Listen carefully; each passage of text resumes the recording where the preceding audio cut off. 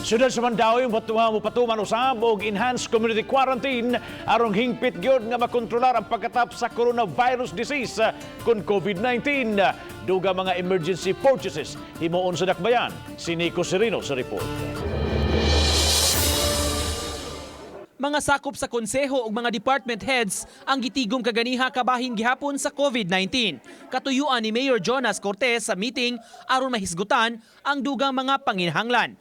Kung budget ang hisgutan, may pondo nga i-realign aron magamit karong panahona.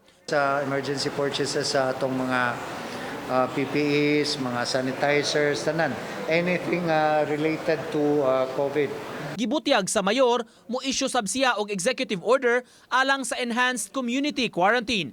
Gikinahanglan kini taliwa sa mga kaso sa COVID-19. May usa ka kumpirmadong kaso ang Mandaue City ug dunay lain nga presumptive positive case.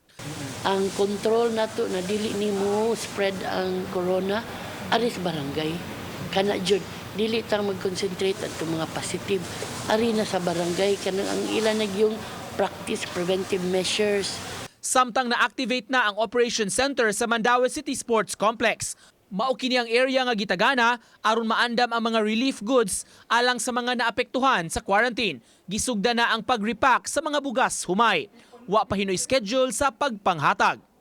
Ang katong mga resources nga na sa city, within the city atong gibutang diri sa atong complex kay para ma-centralize number one ang inventory ug ang repacking.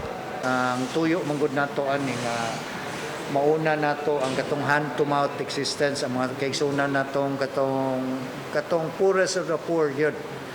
No, hopefully mosabot sad kay baw ko nga daghan kay na-displace ani rong COVID, no. Uban ni June Sulon, Nico Sereno, Balitang Bisdak.